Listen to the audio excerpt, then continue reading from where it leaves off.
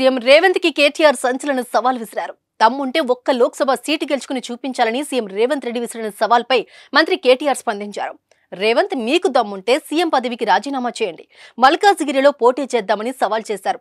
అదే ఆయన సిట్టింగ్ సీటే కదా, దమ్ముంటే పోటీకి రావాలి అన్నారు. నేను సిరిసిల్లలో ఎమ్మెల్యే పదవికి రాజీనామా చేస్తా, రేవంత్ సీఎం పదవికి రాజీనామా చేసి పోటీకి రావాలన్నారు. కేటీఆర్ చేసిన సవాల్ వైరల్ అయ్యింది. సిఎంఆర్ షాపింగ్ మాల్ మన హైట్ నగర్ లో భాగ్యలతా కమాన్ పక్కన ఫిబ్రవరి 29న ప్రముఖ సినీ తారలచే గొప్ప ప్రారంభం.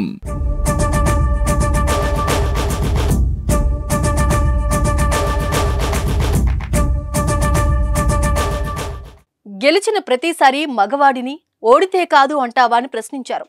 కొడంగల్లో ఓడిపోయినప్పుడు మగాడవి కాదా అని మండిపడ్డారు. మగాడవైతే రైతులకు 2 లక్షల రూపాయల రుణమాఫీ చేయి, ఆడబిడ్డలకు 2500 రూపాయలు ఇవ్వు, ముందుగా ఇచ్చిన 420 హామీలన్నీ అమలు చేయాలి అన్నారు. ఆడవాళ్లు రాజకీయాల్లో గెలవద్దా, ఇవేం మాటలని మండిపడ్డారు. రేవంత్ కు ఆత్మాన్యోన్యతా భావం ఉందన్నారు. కొడంగల్ జీహెచ్ఎంసీ ఎన్నికల సమయంలో సవాల్ విసిరి రేవంత్ పారిపోయాడని కేటీఆర్ గుర్తు చేశారు. రేవంత్ మాటకు విలువ ఏముందని కేటీఆర్ ప్రశ్నించారు.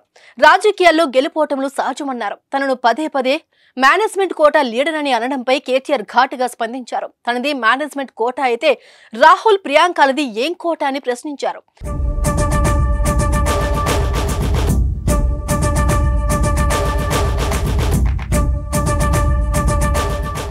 రేవంత్ది పేమెంట్ కోటా కాదా అని ఎద్దేవా చేశారు. మాణిక్యం ఠాకూర్కు డబ్బులిచ్చి పదవులు తెచ్చుకుంటే పేమెంట్ కోటా కాక మరేంటి అన్నారు. పేమెంట్ కోటాలో సీటు తెచ్చుకున్నారు కాబట్టే రేవంత్ ఢిల్లీకి పేమెంట్ చేయాల్సి వస్తుందన్నారు. బిల్డర్లను బెదిరించాలి, వ్యాపారులను బెదిరించాలి, ఢిల్లీకి కప్పం కట్టాలి. ఇప్పుడు రేవంత్ ముందున్న టాస్క్ ఇదే అన్నారు. అందుకే భవన నిర్మాణ అనుమతులు ఆపారన్నారు. ఎన్ని అనుమతులు ఇచ్చారో చెప్పాలని డిమాండ్ చేశారు. త్వరలో బిల్డర్లు, వ్యాపారులు రేవంత్ సస్పై రోడ్ ఎక్కుతారని జోసెన్ చెప్పారు. రేవంత్ తానే సీఎం అని మాటి మాటికి చెప్పుకుంటున్నారు. ఆయనకు తానే సీఎం అన్న నమ్మకం లేదా అని ఎద్దేవా చేశారు. అయితే చేవళ్ల సభలో సీఎం రేవంత్ రెడ్డి కేసీఆర్, కేటీఆర్ పై ఘాటుగా విరుచుకుపడ్డారు. ఒక్క సీట్లో అయినా గెలవాలని సవాల్ విసిరారు. రేవంత్ చేసిన సవాల్తో పాటు రేవంత్ చేసిన విమర్శలు కూడా వైరల్ అయ్యాయి. దీంతో కేటీఆర్ అంతే ఘాటుగా స్పందించారు. ఇప్పుడు రేవంత్ రెడ్డి మల్కాజ్గిరిలో పోటీకి సిద్ధమవుతారా లేదా అనేది తేలాల్సిందే. దీనిపై రేవంత్ స్పందించకపోతే బీఆర్ఎస్ నేతలు ఎదురుదాడికి దిగే అవకాశం కూడా ఉంది. చూద్దాం ఈ సవాళ్ల పర్వం ఎంతవరకు వెళ్తుందో. మగాడివైతే రైతు భరోసా స్టార్ట్ చేయి, 70 లక్షల రైతుల ఖాతాల్లో డబ్బులే నేను కూడా అడగవచ్చు.